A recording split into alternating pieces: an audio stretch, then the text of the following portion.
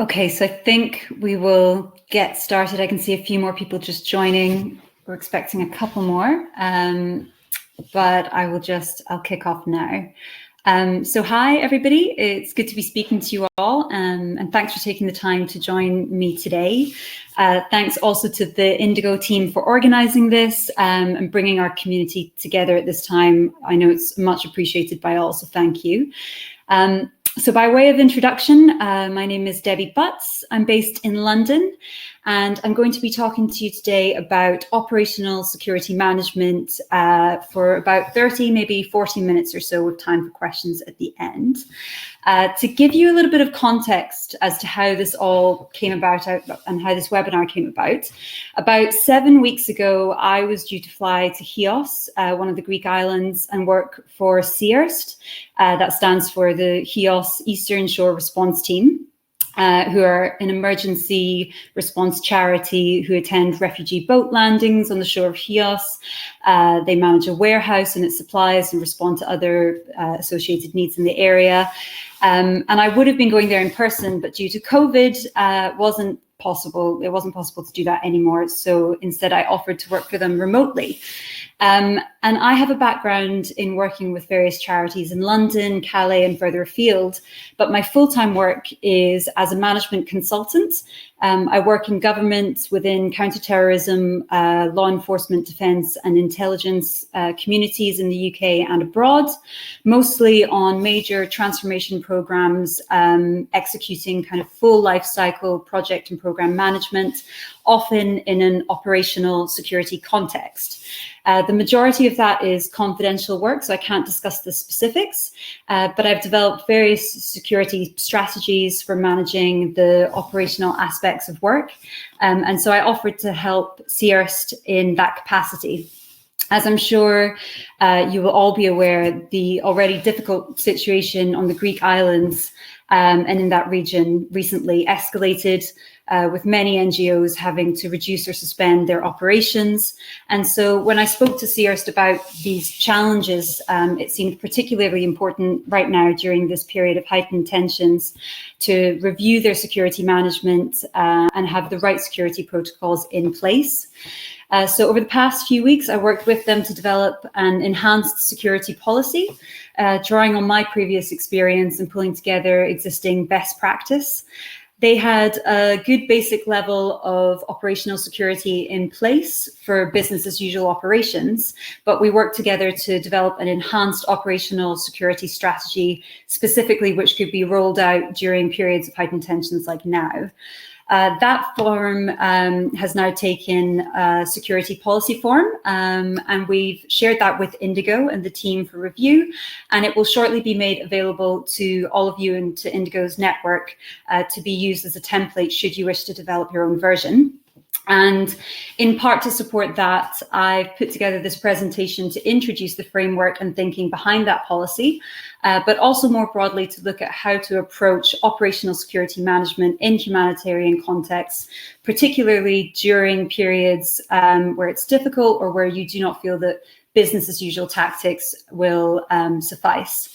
Sadly, in our sector, we have seen more cases of aid workers at times becoming a deliberate and direct target.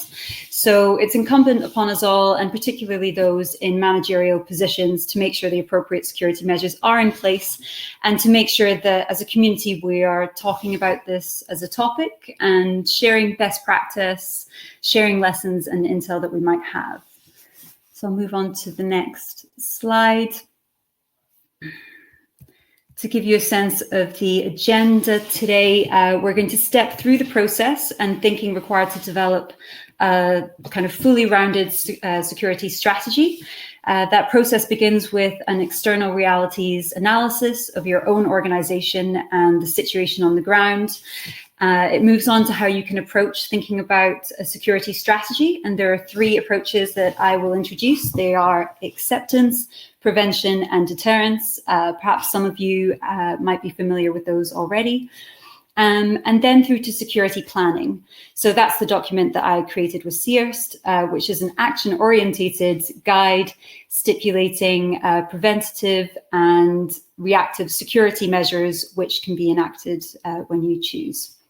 I'll use the case study of CESRT throughout to bring it to life a bit. And we'll touch on some key takeaways right at the end from my own experience, and have time for some questions or comments. Feel free to write in the chat box. If I can see them as I go along, I'll address them, or I'll have a look at the end, and I'll answer them at that point. And yeah, I would encourage you to share your thoughts and any questions you have on the approach that I present. And just a quick note before we get into it on definitions. So I'm going to talk largely about security here. So I'll be talking about the risk posed by intentional, deliberate, or threatened violence or intimidation of any sort. So essentially, security is a freedom from or a resilience against potential harm caused by others. Sometimes it's used interchangeably with safety, but in this context, safety refers to the more general work-related risks, such as vehicle accidents or indeed COVID, for example.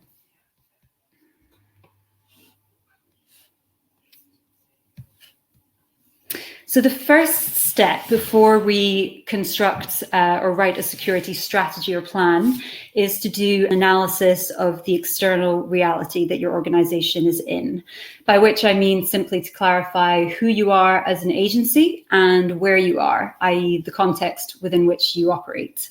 For some of you, this might already be very clear. For others, it might still be in development, but this is something you want to try and have set from the outset, as it will inform the rest of your thinking when you're developing your security strategy and plan. So in terms of who you are, the nature of your agency, so things like values, your mandate, your mission and objectives, they will all influence everything you do operationally. So it will influence whether or not you enter an area where there is some conflict. It will influence the type of programs you want to implement, what security strategies you choose, what your priorities are as an organization. And it could also help you make difficult decisions and know how to position yourself in the face of moral challenges. And it will lastly kind of help you determine how much risk you're willing to accept as an organization. So it's important to have that clearly established so that your strategy that you then write is consistent with this.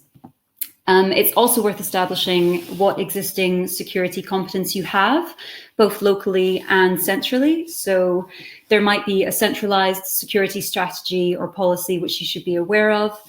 Sometimes there are things called ALERPs, that stands for a local emergency response policy. And there are likely some existing security measures already in place for your current operations. So it's worth finding out whether they are part of the induction that's always given to new volunteers or people that you have working for you, or whether there might be an existing security policy in place that you can build on. There might be a security manager if you work for a bigger organization, or there could be other meetings that are security related, like cluster meetings that other organizations hold, which you could also tune into. So just getting a picture of that before you start is really helpful. And then next to that, you want to acquire a good understanding of where you are. So looking at the nature of your operating environment, looking at the risks in your operating environment and what particular vulnerabilities you may have within that space. And you want to do a very basic context and situational analysis for that. So looking at what factors there are that could affect your organization or operations. One way that I've done that in the past is by doing a PESTLE analysis. I don't know if you're familiar with it. It stands for political, economic, sociological, technological, legal, and environmental. So you go through each in turn as a way to stimulate your thinking around the different influencing factors. And the kind of stuff you want to be thinking about is who controls the environment that you're operating in. So often the host government. How do they exercise that authority? What is their history? what is their security power like specifically? So what historically is the role of their armed forces there? Who are they made up with? Who is part of the army? Where do they come from in society? And how have they exercised violence, if they have done at all in the past? What are their motives? What pressures are they facing? And you want to look at what other external players there are as well, other than the host government. So both kind of locally, regionally, and internationally. And considering what are their roles in this environment, overtly and covertly. What are they doing? You want to look at what is the nature of the conflict, and what are the reasons for the conflict. Is it a national or international driven conflict? Are there existing social struggles which it's tapping into? Are there struggles over resources? Can we see particular individuals mobilizing into identity groups, that kind of stuff? And what is the nature and prevalence of crime in the area? So are small arms available? How problematic is the economic situation? That's particularly relevant right now in terms of unemployment. And then all the way through to looking at the environment and the climate, and how does that affect your operations? Climate change, how might that affect it? What is the nature of the terrain? What is the population profile? So it's all that kind of stuff, looking at your context from the analysis point of security. And it's teasing that all out broadly, and then over time, that general analysis can become a little bit more detailed. So I would advise building up a really good picture of who the main actors and stakeholders are in your environment. How do they operate? What tensions are there between them? It might be useful to visualize that in some way. So you could have a stakeholder map where you look at the different connections, and use that to facilitate a discussion around who your allies are and who are your potential or known threat actors as well. You want to be considerate about the social and economic roles and norms of your environment. For example, within camps, consider refugee roles, leadership, social structures. Think about the latest developments in that context, and try to also get an understanding of who the potential threat actors are and who the potential dangerous groups of people could be.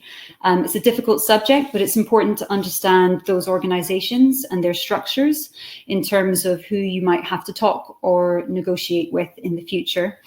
So that's breaking it down in terms of understanding the nature of their business, whether or not they follow a particular ideology, the nature of their criminal activity or violence, how they interact with civilians, any known or frequent targets that they might have, and then considering how you might threaten or undermine that yourselves. And I'd advise, sometimes this information is not always readily available, but pull on public sources for that. Talk to people in the area, look at agency databases, speak to local academics, journalists, social activists, and try and build up a picture of that context that is quite thorough before you go into any other planning. I'd also advise considering the impact of your work. So think about whether you can anticipate any problems which could generate risks. So can the nature of your work be perceived as being an associated with some kind of political interest in some way? Does it seem like we might have a political agenda that could look like it's hidden, or can you be seen to be undermining somebody else's power base or impacting their economic standing? All of those kind of things might provoke anger and resentment through a kind of perceived bias and partiality. So it's why clarity around your mission is such an important aspect of your security strategy, as we'll get into in a little bit. And once you've done all of that, finally, with all of it in mind, I would conduct a threat and a risk assessment. I know Indigo are doing work around risk assessments right now, so I won't go into too much detail on that, but it is a critical step in the process. you want to try and understand the nature and level of the risks that you face. I'd say you should start by listing out all of the different potential threats. So it could be things like burglary, arson, theft from warehouses, carjacking. List how frequently they occur, where they occur, all kind of relevant information about who is most vulnerable to that risk. Examine them according to likelihood and impact, and try and map all of the threats that you can imagine and all of the incidents that you know of to date in terms of their geographical differences and similarities, so that you can start to identify trends and patterns within that.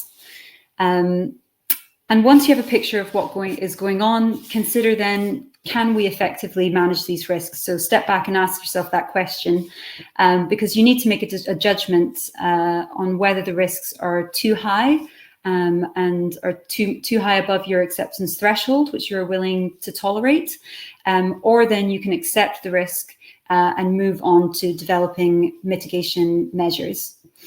So yeah, it's sometimes we rush straight to the strategy and planning side of things without a fuller picture of where we are now. And I think it's really important to do that thinking. It doesn't have to be overly laborsome. So in the case of CESRT, I spoke to them and they had a clear mission and set of objectives. And it was a case of me just having a couple of calls with their staff, talking through each of the above points, kind of interrogating the knowledge that we do have, and then kind of understanding what we have firmly in place before we move forward to the second stage of analysis.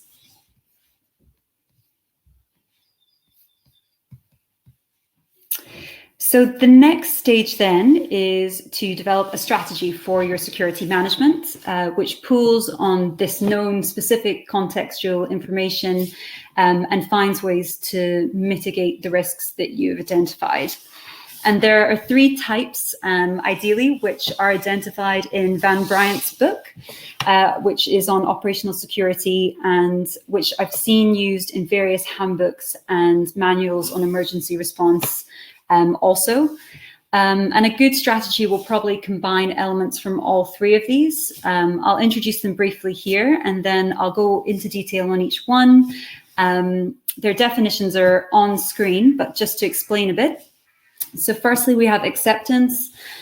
This is a strategy to increase the overall acceptance of your presence and your work.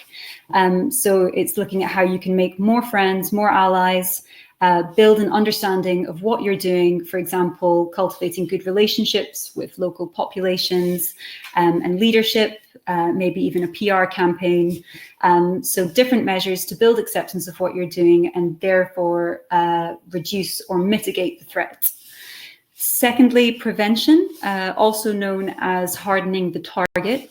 And that means to implement various protective measures which can then reduce yourself, your own or your agency's vulnerability to crime and to other threats. So it's developing good security procedures and protocols that your staff can follow and which you can control at your end. For example, things like always traveling in pairs. So focusing what you can do to protect yourself and your staff. And thirdly, deterrence. So that is to deter the threat with a counter threat. So finding some way to intimidate your enemies through, for example, threatening that sanctions might be imposed and looking at it from that perspective. Generally, bodies like the UN and NGOs seek to follow acceptance as the primary strategy and reduce vulnerability, secondly, through protection. Military police support operations adopt more measures of deterrence, and they also actually have a fourth approach of retaliation, which they talk about, but of course that's not something that agencies would normally do. And in the case of CESRT, we've developed an approach combining all three, strengthening in particular the preventative aspects during periods of heightened tensions, which I'll get onto.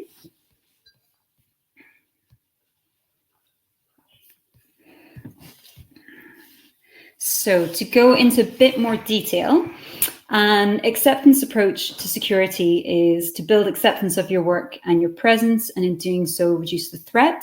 I suspect a lot of these points will be things that you do already as standard, and the kind of key tactics that we're talking about are investing time into relationship building. So that is with a broad range of contacts that you want to establish. And this is where your situational analysis and stakeholder mapping that we talked about before can come in use to identify who those stakeholders are, so that you can develop and manage those relationships as a priority. You might want to do this formally, so you could have formal agreements in place with government authorities or non-state actors in order to recognise the rights of both parties. Other times you might want this to be a little less formal. You might want to build a more relaxed and personal friendship or relationship, accepting the hospitality of leaders or of other people that you're working with. Of course, if you are going to socialize, you want to maintain that critical distance, that you need to be able to be professional and take the necessary actions should a real problem arise. So use your judgment on that one, being aware that socializing with particular parties could be unwise if associating with them increases the threat against you in some way. So whenever you are building those relationships as well, you want to pay attention to the social norms and different styles of interactions with them. So armies, authorities, police, and I'm sure you guys will have experience of this, will all have different organizational cultures, and you want to consider very carefully the staff that you assign to communicate with these different groups. Based on their prior experience and knowledge, just be considerate about how you match them up with the tasks that you're assigning them to. I also think you should prepare meetings in advance. So doing some research on the person or the group that you are going to meet can often prove to be really, really helpful, considering in advance what positions they might take, what your argument is, what style you want to use when you're negotiating with them. And on this note as well, you might want to facilitate or encourage regular meetings between representatives as a way to reduce tensions between parties. And in all of these kind of ways of building relationships and building trust with people, it's useful, I've found, to collectively review your relationships from the point of view of security with your own team, and just to be quite reflective on that, get each other's views, be honest with each other about who you think it's good to be more friendly with, or who you should perhaps be more guarded around. So when you're interacting with others, and only if you feel safe to do so, I'd encourage people to engage in conversation and explain why you are there. So it's important that all of your staff, from junior to more senior members, understand and can clearly articulate the nature of your agency, its principles, its purpose, kind of consistently explaining why you are there, what you're doing and why, and being able to explain that you have a non-political, strictly humanitarian mandate. It could mean that you then encourage a recognition of the fact that you're not a threat and therefore not a target. It might help sensitize locals to the experience refugees go through. You might generate support for your work. You might elicit helpful information that could lead to advance warning of potential security threats. And perhaps even it could mean that there are efforts made on the part of others to avoid harm to agency staff and to assets, or to warn you if something is going to happen. Next, under acceptance, you want to consider your public image. So gaining acceptance can be achieved in several ways, but it might require a consistent and conscious effort in terms of public relations, interviews, social media, sharing the story of your agency, and of kind of why you are there, and what you do. In terms of what you publicize, be thoughtful of critical public statements. They rarely go down well, so consider if you can deliver the message more discreetly, or if you can inform the recipient in advance. Be thoughtful also about the statements that you make in open forums, such as in interagency coordination meetings. Just be thoughtful about what you say in those arenas. They might not always stay confidential. And linked to this in some ways are the implicit messages which we send out. So key to acceptance and to your agency's image is your approach on a personal level, and the approach that all your staff take on a personal level. So things like appearance or behavior which do not necessarily translate into a direct threat, but could aggravate tensions towards you. Things like drinking alcohol or going against social or cultural norms. Even the vehicle that you drive, does that convey a particular sign of wealth or benefits? Collectively, think about all these things because they can have a big impact on how the agency is perceived. Try to encourage your staff to always be respectful, polite, calm, and where possible, be open and transparent about the agency and the work you do. And lastly, consider the implications of your program design. When you're developing interventions, think carefully about how to design and implement it in a way which is as considerate as you can be to the local and political context. Question what aspects of this could aggravate people, and if so, how you can change it, better communicate it, or preempt their reaction in some way, and thus find a way to ease the tensions later down the line. While a lot of this stuff, I'm sure, is second nature to quite a few of us, I think it's really important that we don't assume that acceptance is always going to be there or will stay that way. Acceptance should be seen as something that we actively try and win and maintain across all of our operations. So for CESRT, we looked at this and we looked at what aspects of acceptance to incorporate. We incorporated tactics like engaging with the local population, maintaining informal communication with police, and potentially we also discussed a mini PR campaign that might be necessary at some point further down the line. So thinking about stepping back and looking at this from the perspective of acceptance turned our attention to the fact that the agency's current reputation has taken a bit of a hit because a small group of people on the island have spread misinformation about the agency and its owner in the local media. So when the timing is right, we agreed that we'll work on CESRT's public profile, potentially create some videos, potentially engage with local media to drive acceptance within the community. So those are the kind of things we thought about as part of acceptance. Secondly, in terms of prevention strategy, so that looks at security in terms of preventative actions, which can be taken by individual staff and the agency to protect against a threat. So there's many different aspects to this approach, but they include things like reducing exposure of agency staff. So that covers measures like imposing no-go zones and curfews, implementing a policy to withdraw from insecure locations, reducing staff numbers, potentially evacuating all staff members and suspending or closing the program. It also covers things like using older, possibly rented cars rather than attractive new vehicles. So anything that might reduce the exposure of your staff in any way. Secondly, managing visibility for individuals that are living in a kind of risky environment. That will mean keeping a low profile, removing potentially any of your agency logos or signs.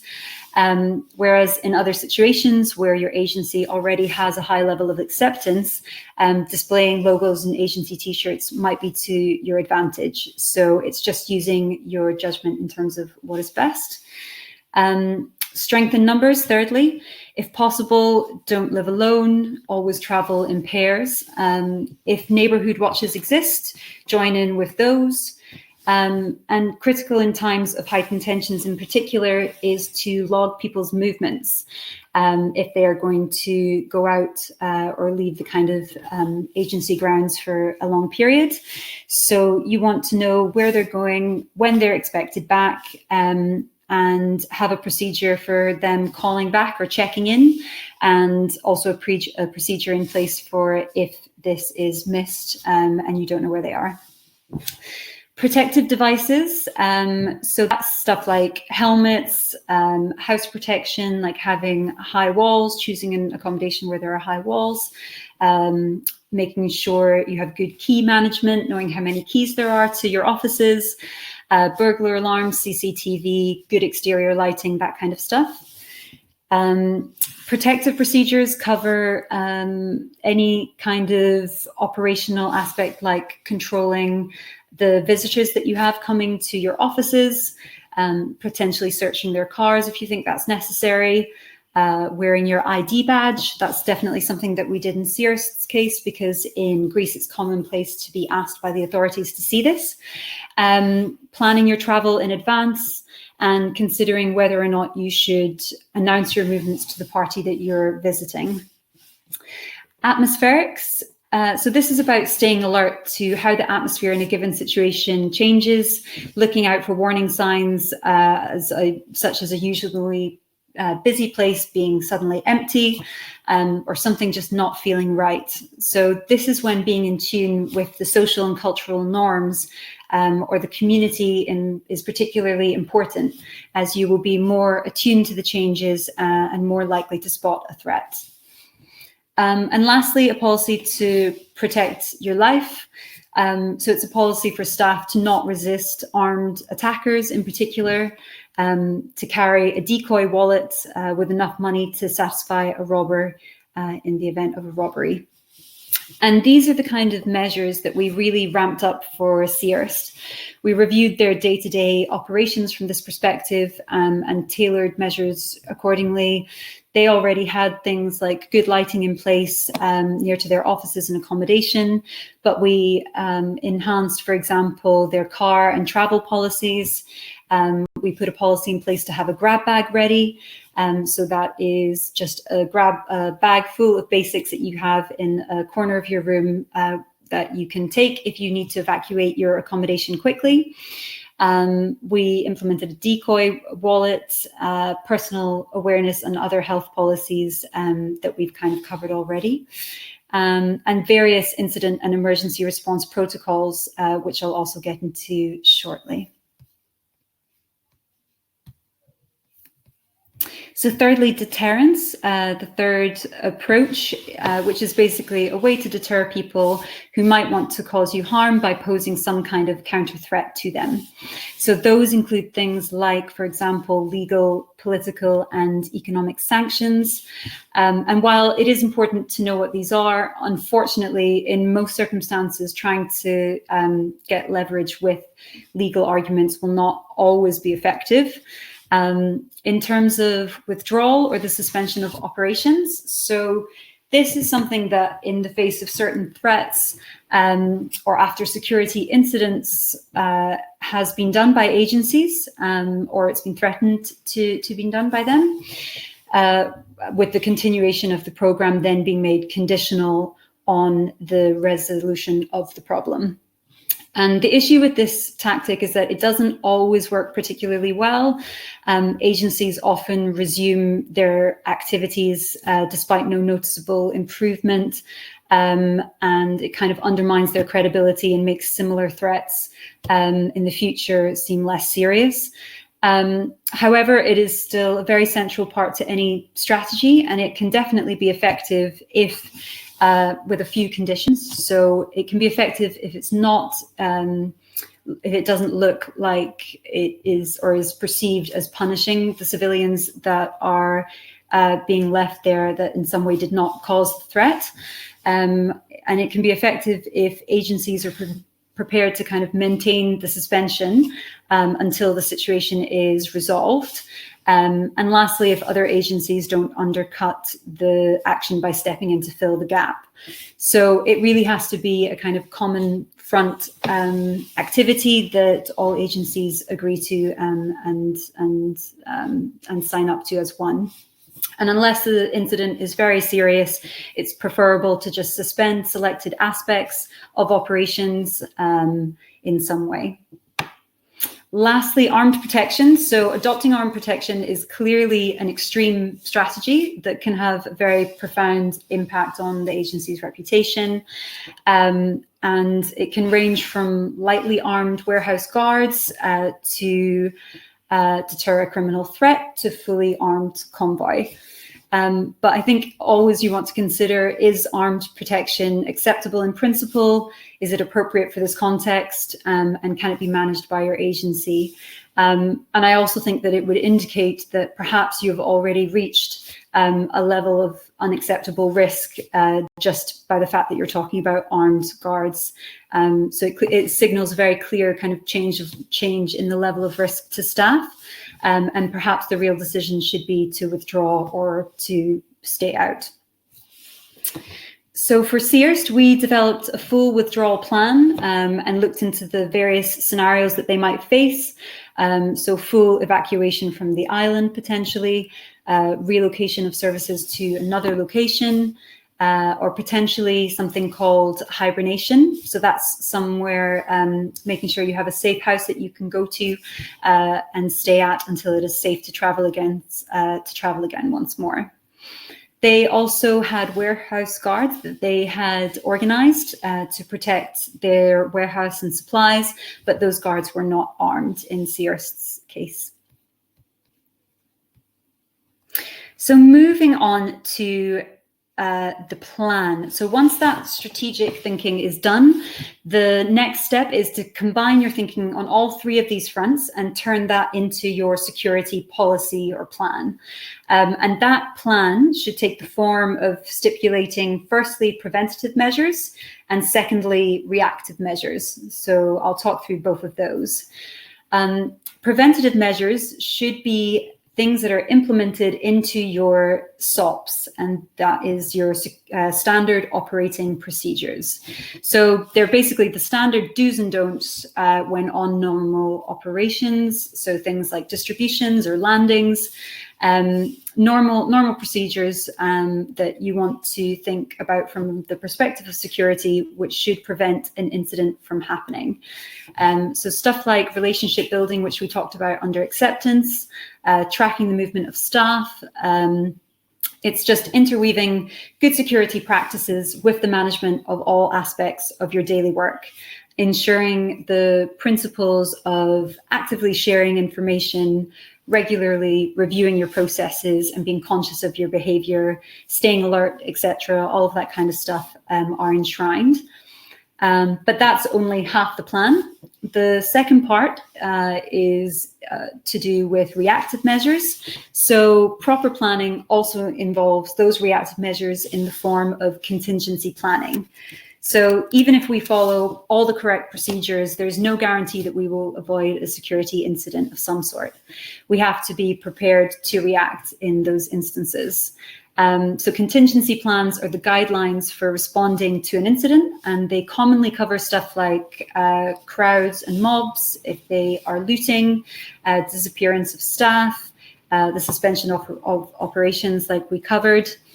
And it's really important to differentiate between the different types of threats and the different types of response that you will then have to those. They should also be context and situation specific to your agency. And for each of the different incidents or emergencies that you plan for, you want to develop actions or some kind of flow diagram and plan for how you should react twofold. So first of all, how the person in the field should react to the incident, what the person or persons involved should do as in the kind of first response. And then secondly, how that incident is managed by the agency So thinking through the planning that will need to be done for those who will manage the crisis and the crisis management team more broadly. So you want to look at the immediate actions from both sides. Reactive measures also involves equipment maintenance. So looking at keeping car fuel levels high, phones charged, etc., so that you can react quickly when necessary. And it means training and preparation work with your staff. So anticipation of likely scenarios, agreeing responses as a team, potentially doing incident response drills. All of that kind of stuff can really help to clarify and consolidate how you would collectively react when faced with danger. And rather than instilling panic, it can be really reassuring to those involved to know that there is a protocol in place which will be followed if any of these things do happen. And potentially they'll recall some simple actions as well, which they can take, which would significantly reduce the threat that they are facing. And so it's really important to develop those carefully with your team and make them simple, relevant, and applicable. And to give you an example, so this is the document that I created for CESRT, and this is the first part of that document. So when we talked about CESRT's security situation, they already had an induction document which covered some basic security for SOPs, which should be followed at all time. We then chose to create a security plan, and you can see the first 2 pages of that above, which would be enacted during periods of heightened tensions. And this plan contained the 2 sections as discussed on the previous slide. So preventative measures, the enhanced security measures for SOPs on top of the business as usual stuff. And then secondly, the reactive measures in the form of contingency planning. So how you might choose to incorporate the different measures into your existing documentation will depend on your own context, but generally it's appropriate to have some kind of general advice for kind of business as usual operations, which you might give in the induction document. And then secondly, another document which covers these enhanced security measures for which can be enacted, you know, when you want or when you think it is necessary. And I would argue that this should be internalized and in place for all as standard practice, even if it is a more light touch version of this document. You can then give a security briefing to all staff as and when you need. And as I said, the template will be made available to you all, and it will provide an example or a kind of template, an overview of how this has been done in the case of CESRT. But I'm sure the ground reality where you are will dictate what you need to do.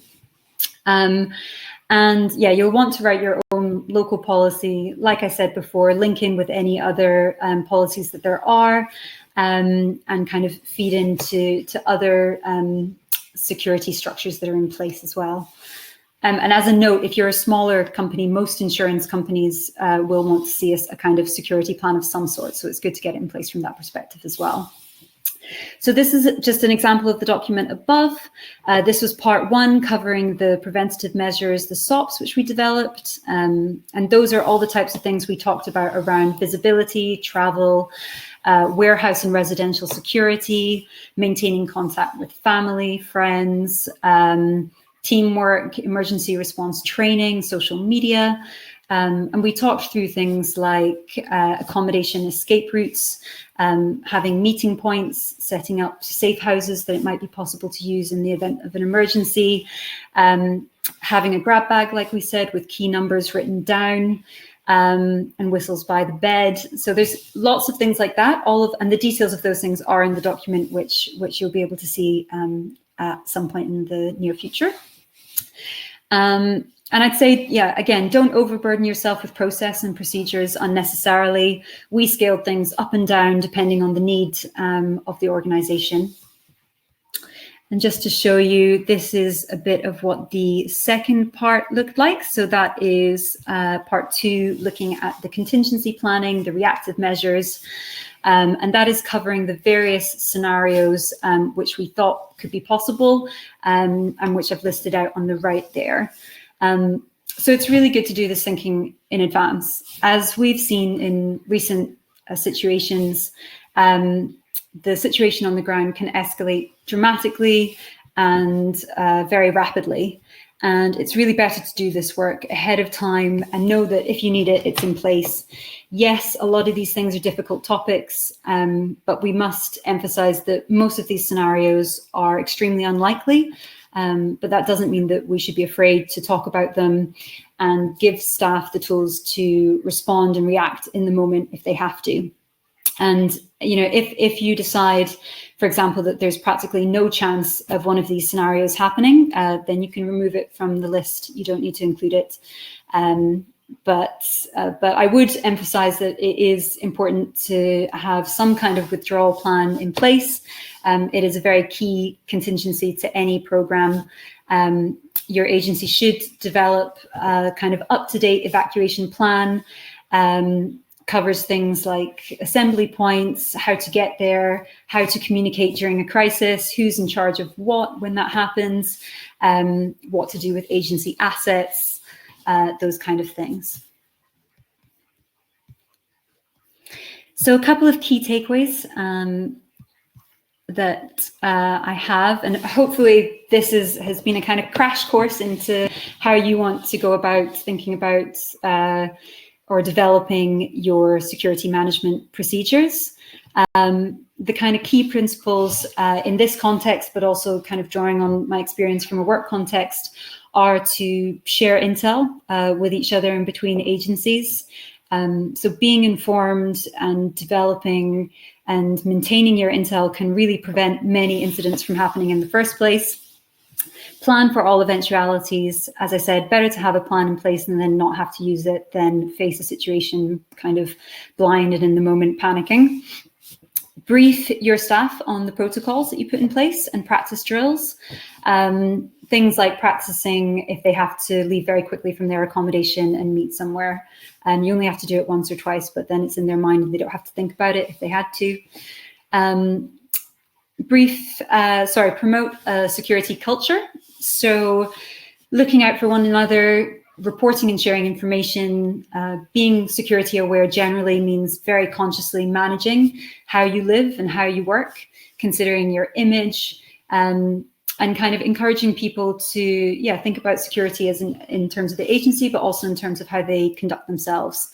Being suspicious of what is unusual, being aware of your environment and talking about it if you see something that's not normal.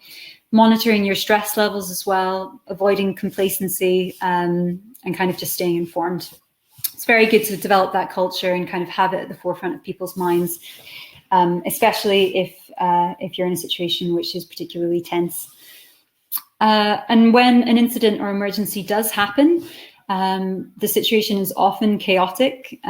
So try to stay calm, follow protocol, and always trust your instincts and encourage others to trust their instincts as well.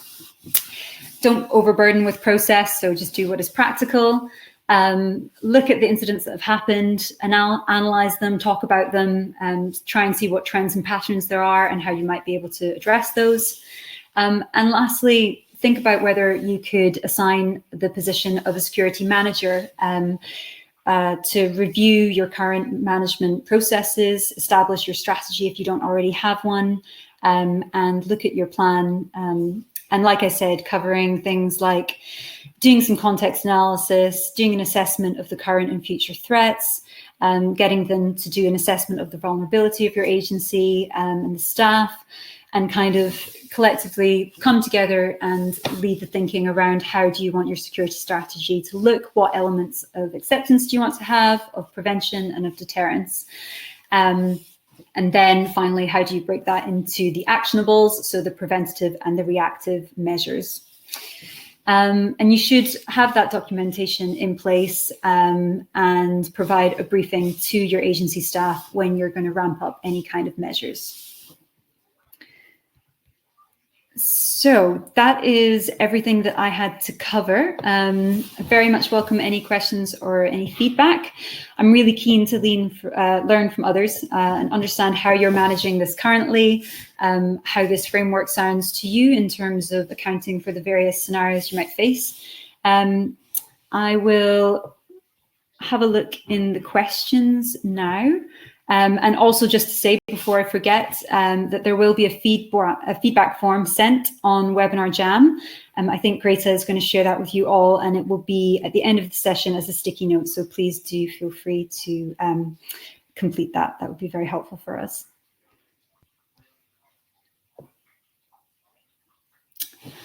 Oh, I'm just seeing that there were some issues with hearing. I hope everyone could hear me okay. I think everyone could hear me, hope so. What is Intel? Intel is intelligence. So it's information that you can gather from different sources, any kind of information on what is going on in your area and the kind of context and situation. But it's intel on other potential threat actors, intel on the ground. But yeah, it stands for intelligence. And finally, I can't see any other big questions, but just to say, if you have any questions, that's my email up there. Please feel free to get in touch. I'm happy to kind of consult as well on an ad hoc basis and provide any information. I'm on LinkedIn as well if you want to add me there. Let me see here, Hannah. Hi, I'll just read it out. It says, hi, Deborah. Thanks for the webinar. Found it really useful and interesting. Good. Wondered if you had any basic advice for volunteers on what to do if they're arrested, detained by the police. So I have heard about this happening before. And I know in one instance on Lesvos, some people were detained for a couple of months. So in that circumstance, if they are taken in, I would encourage them to explain who they are, explain the nature of their agency, explain that they are there in a non-political, with a non-political mandate. Try and see if you can get a phone call, contact your agency, and then it's important for the agency to have a protocol that's been developed in place. So then they could, for example, if they had contacts within the police or within the authorities, speak to someone high up there if they can, see what they can do to influence the decision, seek legal counsel. And there are some other details that are in the plan, because I think that's one of the potential scenarios that we planned with CESRT. And yeah, like I said, that will be shared shortly within the network. And finally, what would be really interesting for me is just to understand who you all are. So if you've got time, just write in the chat box about where you're from, what agency you work for, if you do work for one. And yeah, I think I will close there. I'm glad that the audio issues weren't too bad. I hope you're all staying well and staying safe. Take care. Bye-bye.